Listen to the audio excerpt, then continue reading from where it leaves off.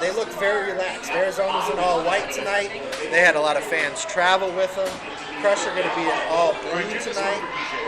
One thing I saw from the Crush pregame was the use of the up back, so that could be very interesting to see how that plays out. And the Crush pregame, they came out in just lids. They came out to try and intimidate, and they came out and they just had the lids on. The Rattlers had on their hull pads. We came out as a unit, put something together, and I think the relaxed atmosphere, the last game of the season, guys wanting to really put on a good show. I would expect them to have a good showing tonight. And I won't make my pick yet, but we'll put that out here in a little bit. So coming into tonight's game, let's break it down a little bit more than we have to this point.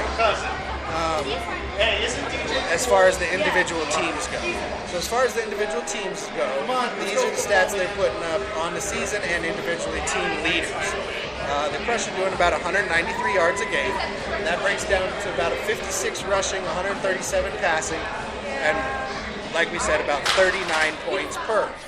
They're giving up 247, which breaks down to about 92 rushing, 155 passing, and giving up that 51 points per game. That rushing yardage tonight, knowing we have one of the top rushers in this game, we're going to need to have that number down around 70 yards to win tonight. We're going to need some big plays out of the passing game from Sean Goldrick and or Liam Nadler if he gets some playing time. Sean's the leading passer for this team. He has over 1,000 yards on the season, 23 touchdowns. Nadler does lead him in the touchdowns with 25. Rushing leader on the season is still 40, has 369 yards. He's got a couple lost fumbles on the season. We definitely can't have that against this defense tonight that likes to get pressure. So we're going to be looking at quick passes. We're going to be looking at maybe some runs up the middle to try and catch that rush off guard. We'll have to see how that plays out. Receiving leaders, Kyle Kaiser's the stud on this team. 48 yards per game on the season, 21 touchdowns, 57 receptions, over 600 yards. And again, tonight he's trying to achieve that 100 career touchdown mark. So we'll see if he's able to pull that off tonight. We're all rooting for him for sure.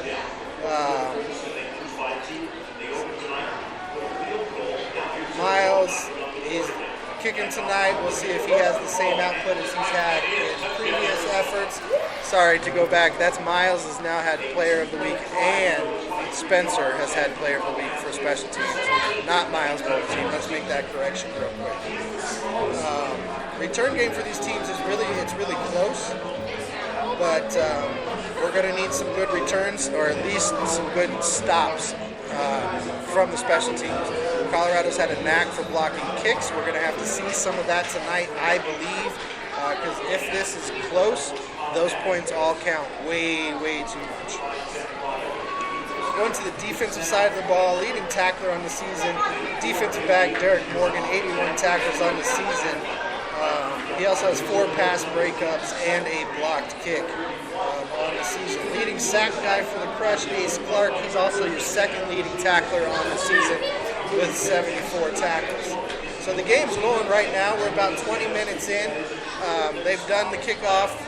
First quarter's going. We'll be getting ready to head into the second quarter here shortly. So let's finish out the preview, and then we'll get into some of the other stories that we have for tonight with the rest of the show. All right, looking at Arizona, they're going for about 240 yards per game. That's right around what the Crush are giving up. So like I said, the Crush are going to need one of their better defensive performances tonight and able to pull out this W and end the season on a winning note. Yes, that'll put them at 4-12 on the season, but what will be nice is that they finish the season in a positive way with a good hard-fought game against a team that's going into the playoffs. They're first in the conference. They will be a playoff team. They have a good chance in their first season in the IFL, the Rattlers do, of making it to the United Bowl. So let's go Crush. Let's see if you can pull it out tonight. That 240 yards per game, that breaks down into about 112 rushing yards and 128 passing, with about 49 points per. They're giving up 217. That breaks down to 64 rushing, 152 passing and 37 points per game. Their leading passer on the season, Cody Sokol, has 1,400 yards plus on the season, 35 touchdowns. He's tearing it up. Completion percentage of over 60. Leading rusher is Darrell Monroe. He has 680 yards rushing on the season, 16 rushing touchdowns. Their leading receiver, Anthony Amos, with 48 receiving receptions, 602 yards, and 19 touchdowns on the year. Definitely going to need a good game. This is a team that puts up a lot of points. They put up a lot of big plays, and we're going to have to mitigate that in order to have a chance and be able to stay close. But we can't be kicking field goals tonight. We need to convert into touchdowns. It's great to see all the fans going by. The Crushables are getting a lot of love from the fans right now, so good for them. As far as defensive stats for this team, their leading tackler, Adam Sauter, also a defensive back. He has 93 tackles on the season, 8 pass breakups, 2 fumble recoveries. So big play guy there. Second leading tackler, Arkeith Brown, 86 tackles on the season for Arkeith. So again, just recapping what we need to see tonight from the Crush in order for this to be a successful game. We have to limit the times we're kicking field goals as opposed to going for points. We need to shut down their rushing game. We need a couple big plays on pass defense, and we're going to need a couple big plays in the special teams. With all that being said, with Arizona's place in the conference right now, with where Colorado is this season, with their close-fought game against the Nighthawks, I am going to say Colorado pulls it out tonight. They go 4-12 on the season. They finish the season on a high note. They get that W, and they can use it to possibly build on next season. That's what I'm saying as far as that goes and how the game breaks down tonight. If you're not watching the game, please jump over to the YouTube channel of IFL and watch the game live so you can get a little taste of what the Colorado Crush got going on tonight. Let's go in, and we got some new champions, right? We have some new champions in the NHL and the NBA this week. Both sides super excited. Both guys multiple-time champions. Pittsburgh Penguins get the Stanley Cup Finals over the Nashville Predators in 6 games. Not a lot of people saw this going 6 games. But Game 1, Pittsburgh won 5-3 as Nashville kind of gave that one away. They were hot and then let Pittsburgh get those last 2 goals. Game 2, Pittsburgh won 4-1 and just kind of came out and dominated. Game 3, Nashville returned the favor in both 3 and 4 as they won 5-1, 4-1 in those games to tie the series. But then in games 5 and 6, Pittsburgh was able to come back and pretty much just put it away with a 6-0 and 2-0 victory to get that second Stanley Cup in the last 3 years. So congratulations to the Pittsburgh Penguins and all the fans there in the NHL who are enjoying their time as the Stanley Cup champions. On the NBA side, we also have some champions that were set this week. Not too many people were necessarily shocked by who won this finals. Some people are saying it's rigged, but when it comes right down to it, Golden State has their second championship in the last 3 years. They won this series in 5 games. They showed they were truly a better team, a deeper team, and they were able to play this new form of basketball on a higher level more consistently than the Cavaliers. LeBron James, I'm sorry, man, but you as a GM, some of the players that you want to have around you, you need to let that go this season. The James Jones and the guys like that that are following you around, they're hurting your team ultimately because they can't come off the bench and they're not offering you anything except in a specialty role. So Golden State, congratulations on your another championship. Look forward to seeing if these 2 teams can go ahead and compete for years to come. That'll be something that I'm definitely looking forward to as these 2 teams are stacked. You know Cleveland's going to retool. They're going to either trade out, bust out, get rid of everybody on their team if they have to retool to be in a position to compete again with Golden State next year. I know there's rumors out there that after that, LeBron could be leaving, Paul George is going to be available. Maybe a new super team gets made in LA. And you know what? Let's stop right there. Let's talk about the aspect of a super team, shall we? Let's get into this talk about super teams. Super teams are a matter of perspective. That's real talk. Yes, LeBron James and the way the announcement went down and what the Miami Heat, they made a spectacle out of the super team. They didn't necessarily draft most of their players. They brought in a bunch of free agents to make that team. But that was a team that years prior had absolutely nothing going for them. Yes, they had won a championship, but they were pitiful the year before LeBron got there. D-Wade was all they had, and they rebuilt a team.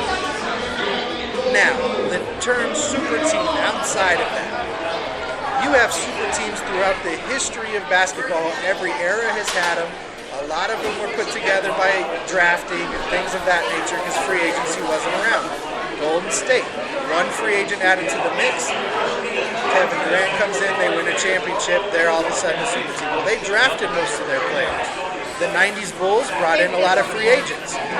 The Lakers, who did it in the early 2000s, they brought in a lot of free agents. So there's different ways of looking at the super team. And the fact of the matter is, in the 80s there were super teams. The Celtics back in the 50s and 60s were super teams. The Bulls were. The Pistons were, with all the All-Stars they had. What the Rockets did in the mid-90s, that's a super team. So I'm kind of done with the phrase. It's overplayed, it's overused, and now it's just used for haters and people to be negative about. So I'm pretty much done with that as it's all said and done. Something big just happened. I hope you're watching it on the IFL channel. I'm going to get out there and watch the second half and part of the second quarter here shortly. But I want to get to some more stuff before we get out of here today, for sure. We have not looked in on Major League Baseball yet this season, so we're going to get to some standings and some statistical leaders right now, just to do a quick look in on Major League Baseball. We'll start with the American League, where the New York Yankees lead the AL East. They got a 2-game lead over Boston, who has been hot recently. Their pitching's getting healthy, and they've started to play better as of late. The Central's led by the Twins. They have a 2-game lead over the Indians, who again are playing much better as of late. I expect the Central to probably flip over almost from where it's at right now. I expect Minnesota to fall, Cleveland to rise, Detroit to rise. In the AL West, you have the amazing Houston Astros, most wins in baseball at 45 and 22, leading the West. They have an 11.5-game lead. They're going to run away with that division. You might as well just crown them champs now, barring anything super happening as far as a complete disaster, major injuries. They're not going to lose the AL West. Moving over to the National League, the Nationals are leading the East at 40 and 26 with a 9.5-game lead in that division. Again, they're going to win that division. That's pretty much sewn up, barring some drastic injury situation where they just fall off and can't field a team. Milwaukee is leading the Central right now, with the Cubs playing again better as of late. But Milwaukee has a 36-22 record with a 2.5-game lead. Expect the Cubs to continue to grind. They're too loaded. They are having a little bit of a World Series letdown right now, but expect John Madden to get that fixed. And in the West, shockingly, second best team in all of baseball, the hometown Colorado Rockies with a 43 and 26 record. They're actually playing right now. I don't see the score at the moment, but they are playing right now against San Francisco, and they are leading the NL West by 1 game over Arizona and the Dodgers with their 43 and 26 record right now. So that is the baseball recap. We'll talk more baseball as the summer goes along for sure, as it's going to be the only game going on. We'll fill the show with baseball stats and baseball quotes and things of that nature. I was thinking of doing, you know what, let's hit the statistical leaders for baseball real quick and tell you where those guys are, who's leading what category, things like that. As we move through, waiting for the page to load here. There's been some statistical leaders this year that have actually caught me off guard. Some guys that may not have been big names at the beginning of the season, but are definitely becoming household names now, especially on the Colorado Rockies side. As far as the American League leaders, batting average leader is Garcia from Chicago. He's batting .343 right now.